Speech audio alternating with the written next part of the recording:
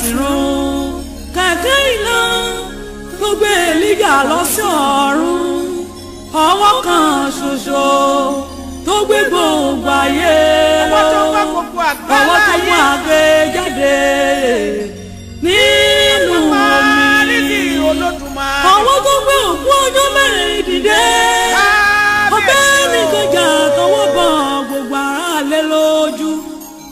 Ọ̀rọ̀ ìgbàanì tó gbé gbólóhùn mi, aláṣẹ àgbà tó fa igi Kédárìyà, agbègbè òkun, alùpùpù ọ̀sà, àkìlì inú ilé, àkìlì ojú ogun, àròdẹ́lẹ̀ ọ̀la, àárọ̀ ọ̀dẹ̀dẹ̀ ọ̀la, aláàfin àjọbọ, asúndẹ̀ẹ̀dẹ̀ bí òjò, kìnìún ẹ̀yà Júdà, ẹ̀rù tó ju gbogbo ẹ̀rù mìíràn, ẹ̀rù rẹ̀ tó bá tó ọba.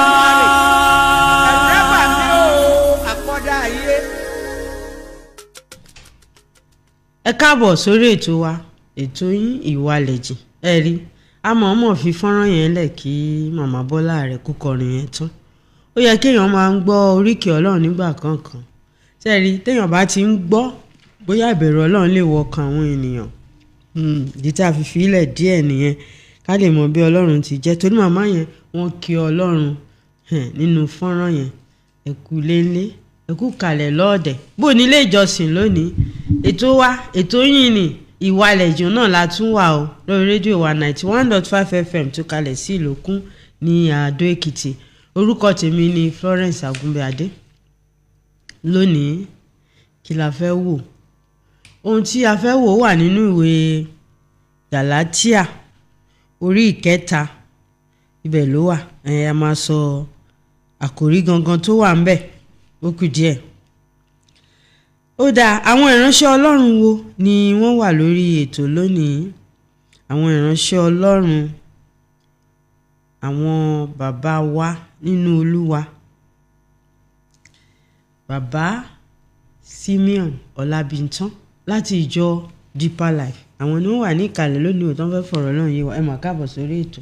Ẹ kú ètò olóòtú, a kí gbogbo àwọn ará ilé akúsìmí tòní. Ẹ ṣeun. Ibo gangan la fẹ́ wò yẹn? Ó wà nínú ìwé Gálátíà orí 3 ẹsẹ̀ 1. Ó ní ẹ̀yin aláìnírònú ará Gálátíà, ta ni tàn yín jẹ kí ẹ̀yin kó má ṣe gba òtítọ́ gbọ́ lójú ẹni tí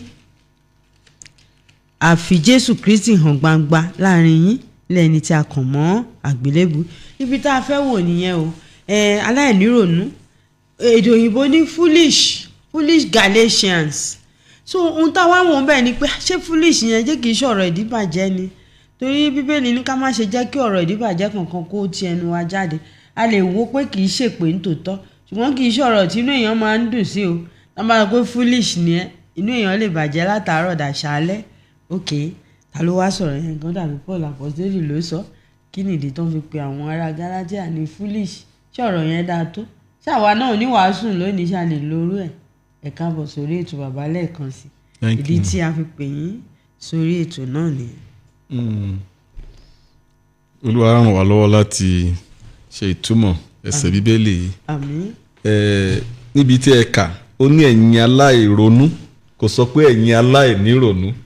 Nígbà tó lóòtú gan sọ pé aláìnírònú. Ẹ̀yin aláìronú ará Gálátíà. Ìyẹn ló jẹ́ nǹkan tó gbajúgbajà tí gbogbo èèyàn máa sábà sọ. Wọ́n ní aláìnírònú ará Gálátíà. Mo fẹ́ kà láti Gálátíà orí 3 ẹsẹ̀ 1.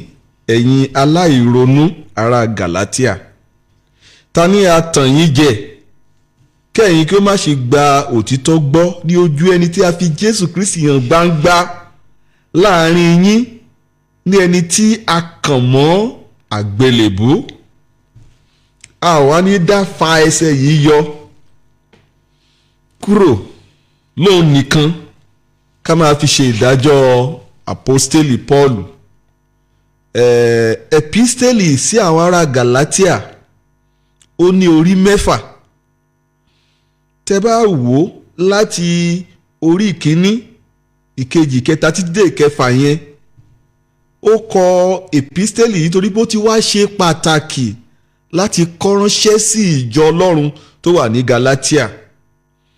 ìjọ Galatia wà ní abẹ́ ìṣàkóso àwọn Róòmù ní agbègbè tí yẹ pé lóde òní ó bọ́ sí abẹ́ ìṣàkóso orílẹ̀-èdè tí a ń pè ní Turkey.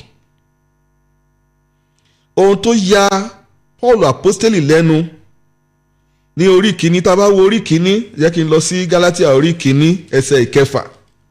Ó ní ẹnu yà mí nítorí ẹ tètè kúrò lọ́dọ̀ ẹni tí ó pè yín sínú oore ọ̀fẹ́ Kristi sí ìrere mìíràn. Gbogbo ìpísítẹ́lì yìí láti orí kìíní dé orí kẹfà yẹn ó kọ́ láti ṣe ìmúpadàbọ̀sípò, láti ṣe ìbáwí.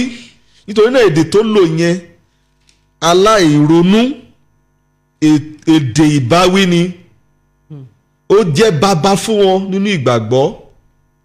Ó jẹ́ ẹni tí Ọlọ́run lò láti fi ọ̀pọ̀lọpọ̀ àwọn ìjọ lọ́lẹ̀ ní agbègbè tí à ń sọ yìí. Nínú ẹsẹ̀ ìkẹfà ó ní ẹnu yà mí, ó yà mí lẹ́nu pé ẹ̀yin láàrin àwọn ẹlòmíràn mo fẹ́ lè gbẹ̀rí yín jẹ́ pé kò sẹ́ni tó lè fi nǹkan kan bò yín lójú, kò sẹ́ni tó lè dà yín lọ́kàn rú. Ẹ jẹ́ ká wo ẹsẹ̀ ìkeje. Ó ní èyí tí kìí ṣe òmíràn, ó ní wọ́n ti lọ sínú ìrere mìíràn, èyí tí kìí ṣe òmíràn bí ó tilẹ̀ ṣe pé àwọn kan wà tí wọ́n yọ yín lẹ́nu tí wọ́n sì ń fẹ́ yí ìrere Kristi padà. Ẹsẹ̀ ìkẹjọ, ṣùgbọ́n bí ó ti ṣe àwa ni tàbí áńgẹ́lì kan láti ọ̀run wá ni ó bá wàásù ìrere mìíràn fún yín ju èyí tí a ti wàásù fún yín lọ, jẹ́ kí ó di ẹni ìfibú. Bàbá yìí bá àwọn ọmọ wí ní ẹsẹ̀ ìkẹsàn-án. Ó ní bí àwa ti wí ṣáájú nígbà tá a kọ́kọ́ bá yín sọ̀rọ̀, bẹ́ẹ̀ ni mo sì tún wí nísinsìnyí pé bí ẹnìkan bá wàásù ìrere mìíràn fún yín ju èyí tí ẹ̀yin ti gbà lọ, jẹ́ kí ó di ẹni ìfibú. Irú èèyàn tí Ọlọ́run fi Paul apostoli dá kì í ṣe ẹran rírọ̀ tó yẹ pé Sátánì ó lè máa lo ọgbọ́n àrékéndá láti dí lọ́wọ́ láti ṣeṣẹ́ ìrere. Ó kìlọ̀ fún wọn. Paul ò kì í wojú èèyàn. Bẹ́ẹ̀ náà ni àwọn ìránṣẹ́ Ọlọ́run lónìí wọn gbọ́dọ̀ máa wojú èèyàn kán tó ṣe ìtọ́ni àti ìbániwí nínú Bíbélì. Ẹ jẹ́ ká lọ sórí orí kejì ẹsẹ̀ kìíní. Ó ní lẹ́yìn ọdún 14 nígbà náà ni mo tún gòkè lọ sí Jerúsálẹ́mù pẹ̀lú Bánábà, mo sì tún mú Títù lọ pẹ̀lú mi. Ẹsẹ̀ ìkẹta, ṣùgbọ́n a kò fi agbára mú Títù tí ó wà pẹ̀lú mi, ẹni tí í ṣe ará Hélénì, ìyẹn Greek, láti kọlà.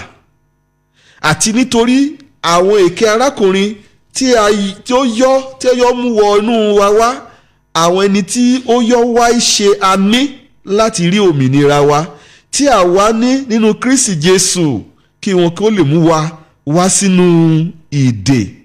Ìyẹn ni pé tí ń ṣẹlẹ̀ ní ìjọ yẹn ni pé lẹ́yìn tí àwọn òwe ti gba ìrere tó ti gba ìdáláre ìsọdọmọ lọ́fẹ̀ẹ́ nípa ìgbàgbọ́ pé adáyàn láre adarí ẹ̀ṣẹ̀ yàn jiyàn, òun náà fi kọ́ wọn. Wọn ò dẹ̀ nílò láti lọ mú ẹyẹlé wá, wọn ò nílò láti lọ sín gbẹ́rẹ́, wọn ò nílò láti mu omi kan, wọn ò nílò láti lo òróró kan tó dé dẹni ìgbàlà. Nípa ìgbàgbọ́ làwọn yìí dẹ̀ gba Kristi, wọ́n dẹ̀ dúró nínú ìrere yẹn. Ṣùgbọ́n àwọn kan tó wá dé báyìí, wọ́n wá gbé ẹ̀kọ́ mìíràn wá pé wọ́n bẹ̀ sí wọ́n ní kọ̀ọ̀kan, ìwọ wá ń tiẹ̀ yàwó abẹ́ ẹ̀ ṣó kọlà, ó bá ti lóò kọlà, ìgbàgbọ́ ẹ̀ ò tí ì pé nìyẹn o kì í ṣe ojúlówó ọmọ Ọlọ́run, o ò tí ì lè dẹni ìgbàlà bẹ́ẹ̀ yẹn. Ẹ̀kọ́ táwọn yẹn gbé ká àwọn ìjọ káàkiri ní gbogbo agbègbè Turkey, agbègbè tó wà lábẹ́ ìṣàkóso Rome nígbà yẹn nìyẹn. Dípò kí àwọn ará Galatia kán wá lo ọgbọ́n Ọlọ́run, torí èdè yẹn gan tá a tiẹ̀ ń sọ yìí tó dàbẹ̀ ni pé ṣe ló ń fi wọ́n bú, ṣe ló ń ṣépè fún wọn. Ó ní ẹ̀yin aláìronú ara ga, èyí ó túmọ̀ sí pé ẹ̀ bá ti ronú. Tá a bá tún lọ sínú ibi tí Jésù Kristo ti pa òwe nípa ìjọba àti Ọlọ́run nínú Matthew orí 25, ó tún sọ̀rọ̀ nípa ó tún lo èdè yẹn náà, bó lè jẹ́ pé oríṣiríṣi ìtumọ̀ ni a máa ń túmọ̀ àwọn èdè tá a fi kọ bẹ́ẹ̀lì sí. Ẹ jẹ́ ká wo Matthew orí 25 lórí 25 ẹsẹ̀ ìkíní dé ìsàlẹ̀ díẹ̀. Ó ní nígbà náà ni a fi ìjọba ọ̀run wé àwọn wúńdíá 10 tí ó mú fìtílà wọn tí wọ́n sì jáde lọ ìpàdé ọkọ ìyàwó.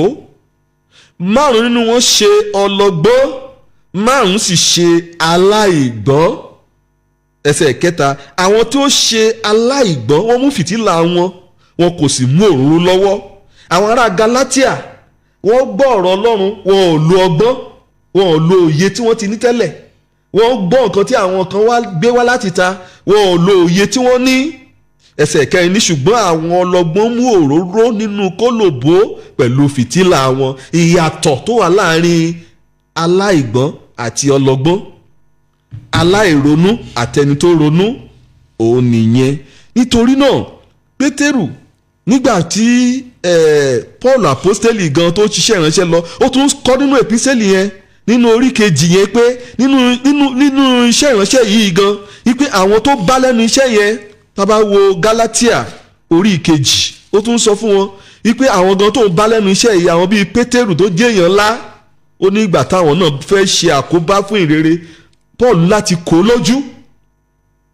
Torí náà tó bá máa jẹ́ ìránṣẹ́ Ọlọ́run ní tòótọ́ kò gbúdọ̀ máa fi ṣojú ṣáájú ènìyàn, kò gbúdọ̀ máa jẹ́ kí ohunkóhun kó dí òun lọ́wọ́. Ẹ jẹ́ ká wo ẹsẹ̀ 11 nínú Galatia orí kejì, ẹsẹ̀ 11. Ó ní ṣùgbọ́n nígbà tí Pétérù wá sí Áńtíókù, mo ta kò ó ní ojú ara rẹ̀, àbẹ́ẹ̀rí, nítorí tí ó jẹ́ ẹni tí àbá bá wí.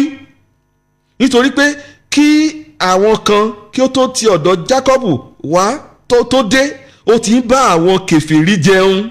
Àwọn kèfèrí yẹn ti jẹ́ aláìgbàgbọ́, wọ́n ti jẹ́ onígbàgbọ́, wọ́n ti da Christian, ó ń bá wọn jẹun, wọ́n ti convert ni wọ́n. Ṣùgbọ́n nígbà tí wọ́n dé, ó fà sẹ́yìn, ó sì ya ara rẹ̀ sí apá kan. Ó ń bẹ̀rù àwọn tí ń ṣe onílà, ó ń bẹ̀rù àwọn tó ń ṣe onílà. Ẹsẹ̀ 13, àwọn Júù tí ó kù sì jùmọ̀ ṣe àgàbàgebè gẹ́gẹ́ bí pẹ̀lú rẹ̀, tó bẹ́ẹ̀ tí wọ́n fi àgàbàgebè wọn fa Bánábà tìkára rẹ̀ lọ. Ṣùgbọ́n nígbà tí mo rí i pé wọn kò rìn déédéé gẹ́gẹ́ bí òtítọ́ ìrere, mo wí fún Pétérù níwájú gbogbo wọn pé bí ìwọ tí í ṣe Júù bá rìn gẹ́gẹ́ bí ìwà àwọn kèfèrí láì ṣe bí àwọn Júù, èéṣe tí ìwọ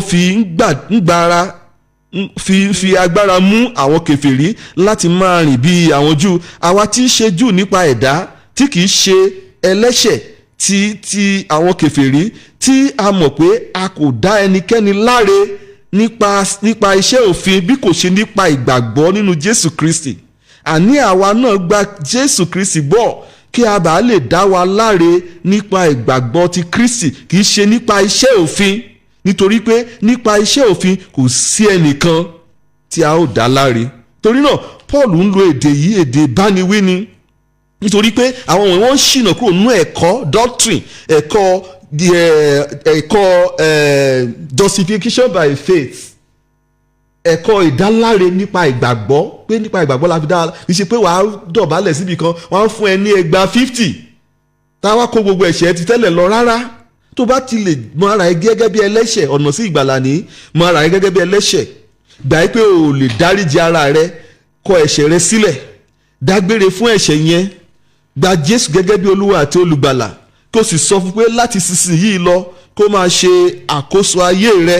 Lẹ́yìn ìyẹn tó dẹ̀ fi gbàgbọ́ lóòótọ́, látòjú ẹsẹ̀ mi Ọlọ́run á máa jẹ́rìí inú ọkàn rẹ wípé o ti di ọmọ Ọlọ́run. Torí náà a ti kọ́ àwọn èèyàn wọ̀nyí dúdúdújú, a ti kọ́ wọn nípa àgbélébú, a ti kọ́ wọn bí Jésù jẹ́ ṣìyà bó ṣe kú, a kọ́ wọn, a tẹ̀tún ṣe oúnjẹ alẹ́ Olúwa ṣe pẹ̀lú wọn. Wọ́n ní ipa àti ìpín nínú ìbátisí ti ẹ̀mí mímọ́. Gbogbo nǹkan wọ̀nyí wọ́n rí gbà nípasẹ̀ ìgbàgbọ́.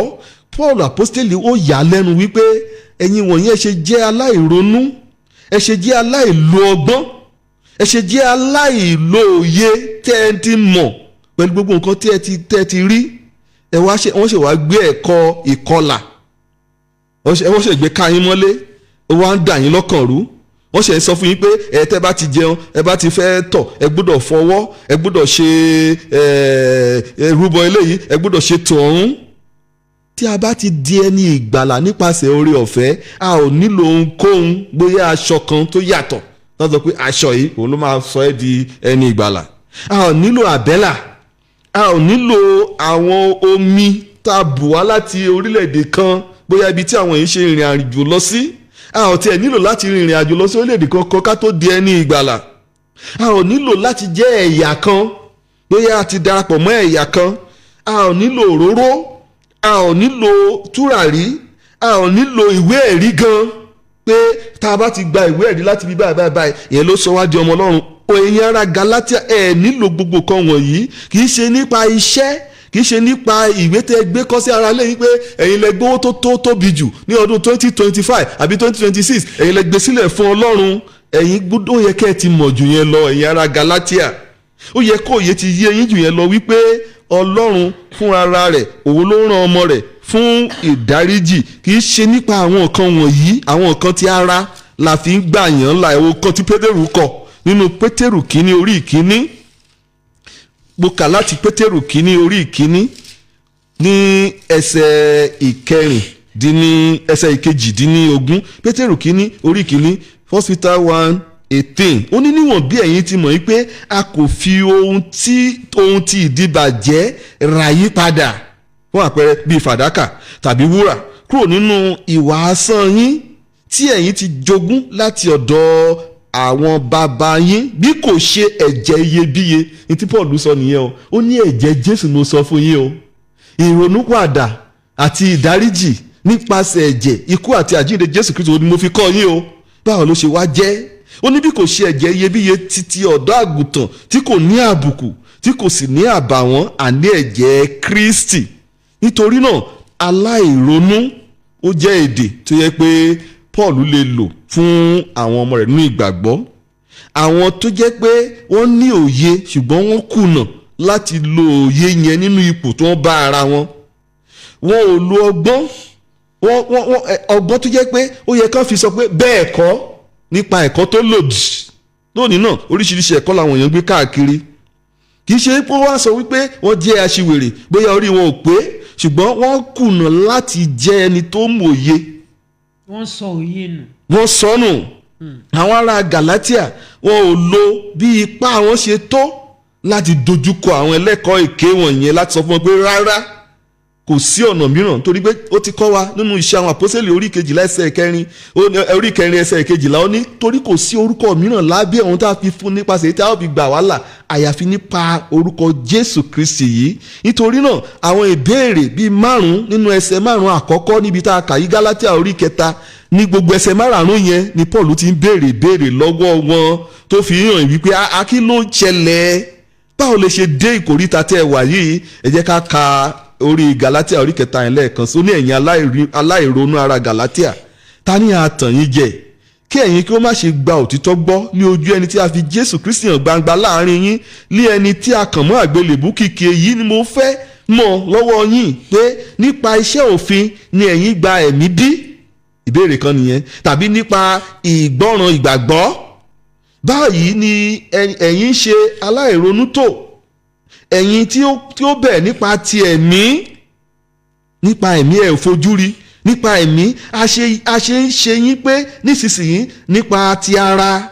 Ẹsẹ̀ 4 ó ní ẹ̀yin a ti jìyà ọ̀pọ̀lọpọ̀ nǹkan wọ̀nyí lásán, bí ó tilẹ̀ ṣe pé lásán ni. Nítorí náà ẹni tí ó fún yín ní ẹ̀mí náà tí ó sì ṣe iṣẹ́ agbára láàrin yín nípasẹ̀ iṣẹ́ òfin ni ó fi ṣe bí? Tàbí nípa ìgbọ́ràn ti ìgbàgbọ́? Nítorí náà kò yẹ ká bẹ̀rẹ̀ nípa ti ẹ̀mí ká wá parí ẹ̀ nípa ti ara. Mo gbàdúrà wípé òye ọ̀rọ̀ Ọlọ́run yìí tí a ti gbọ́ a ó dúró nínú rẹ̀, a ò ní jẹ́ kí ẹnikẹ́ni kó fi àdábọwọ́ ìrẹ̀lẹ̀ kó fi lọ́ wa lọ́wọ́ gbà kó ti mú wa lọ sínú ìrere tí kì í ṣe òtítọ́ lórúkọ Jésù. Ẹ ṣeun. Àwọn olùṣọ́ àgùntàn Simeon Ọlábìntán àwọn ni a ti ń gbóhùn wọn láti ẹ̀kan lórí ètò Ìwàlẹ̀ Jìn ní 91.5 FM tó kalẹ̀ sí Ìlòkun ní Adó Èkìtì. Àti ìlọ lórí ètò àti wá ṣe ojú òpó lẹ̀ báyìí 081 30 13 20 97. Òun náà ni nọ́mbà tẹ́ máa pè wá sí láti béèrè ìbéèrè tí ò bá yé wa lórí àkòrí yìí. Ẹ̀yin aláìronú ará Galatia. Ó dà tá bá sọ pé aláìnírònú àti aláìronú méjèèjì yẹn náà ọ̀rọ̀ kankan náà ni àbí bàbá wa. Ó yàtọ̀ síra wọn. Ẹ̀lẹ́ lákọ ó lábo. Ó dà tí èèyàn bá wá sọ pé foolish gẹ́gẹ́ bí wọ́n ti lò ń bẹ̀ ṣé téèyàn bá lò ní pẹ̀lẹ́ ó dàbí pé ó tọ̀nà àbí kéèyàn má kàn lò rárá ni. ní ohunkóhun tá a bá fẹ́ sọ a gbọ́dọ̀ ṣọ́ nǹkan tá a máa sọ a gbọ́dọ̀ wo nǹkan tó ń lọ lọ́wọ́ a dẹ̀ gbọ́dọ̀ tó wá bínú ebi pé a sọ nǹkan tó yẹ pé ẹyin tó balẹ̀ tó fọ́ tí ò ní ṣe ṣàjọmọ́. torí tó bá pẹ́ lòmíì ní foolish inú ẹ̀ lè má dùn sẹ́yìn wọn láéláé. kì í ṣe èdè tó fi bẹ́ẹ̀ dáa ṣùgbọ́n èdè tí ọkùnrin ń lò ń bí ó fi ń bá wọn wí torí pé wọ́n jẹ́ ọmọ fún un nínú ìgbàgbọ́. ìgbàgbọ́ ni iṣẹ́ kó fi ń bú wọn. rárá. ó ń sọ bí ipò wọn ṣe rí gbà yẹn. bẹ́ẹ̀ ni lọ́wọ́lọ́wọ́. èèyàn ronú náà ni kò ronú kì í ṣe. bẹ́ẹ̀ ọ̀pọ̀lọpọ̀ ìgbà ní tá a bá ń bá àwọn ọmọ gan sọ nílé àtúntò kí ló dé ò wá lè lo ọpọlọ ẹ kò túmọ̀ sí pé ọpọlọ ò sí ń bẹ̀. hello. hello. ẹ káàbọ̀ sórí ètò orúkọ yín láti bo lẹ ti ń pè wá. ìlànà yẹn mà tún já o ẹ try kẹ́ẹ̀pẹ́ wá padà 081 30 30 20 97. hello. ẹ̀dá máa pè tó. ẹ káàbọ̀ sórí ètò. ìyálájẹ́ látàgbéra délé ló ń pè ó mo kí dáàdì wa níbẹ̀ yẹn rọ̀ lọ́rùn àkókò àtàgbára wọn ṣe mọ́ àná ẹ̀sìn o. amen. ọmọ tí bàbá bá fẹ́ràn ló ń bá wí o. ṣùgbọ́n nígbà míì ẹ̀wẹ̀ ó yẹ ká máa ro náà ká tó sọ síta. bẹ́ẹ̀ ni ó yẹ ká máa ronú ká tó sọ̀rọ̀. ọlọ́run kó ràn wá lọ́wọ́. ṣùgbọ́n tó bá bá wa wí nínú bíbélì ọmọ tí bàbá bá fẹ́ràn òun ló bá wí o ẹ kú ètò mọ̀. ẹ ṣeun ìyálájẹ́ láti Ajébándélé abẹ́rẹ́ wọn lẹ́ni tí bàbá bá wí náà tó bá fẹ́ràn náà ló ń bá wí tó bá lè ronúkúwàdà náà ni o. hello ẹ káàbọ̀ sórí ètò. ìlà yẹn já ẹ tún wá pè 081 30 30 20 97 òun náà ní nọ́mbà tí ẹ pè wá sí lórí ètò ní ti òní àwọn aláìronú ará Galatia ẹ ṣeun bàbá wa aláìníròónú gbogbo èèyàn sábà máa ń pè é ṣùgbọ́n aláìronú ni bẹ́ẹ̀ni tí èdè òyìnbó ìwà sọ pé foolish ṣùgbọ́n tẹ́ fìdí ẹ̀ múlẹ̀ lónìí náà ni pé kì í ṣèdè tó yẹ kéèyàn sábà máa lò. bẹ́ẹ̀ni a gbọ́dọ̀ ṣọ́ra fún lílo irú àwọn èdè tó jẹ́ pé ó lè bí èèyàn mú. bẹ́ẹ̀ni.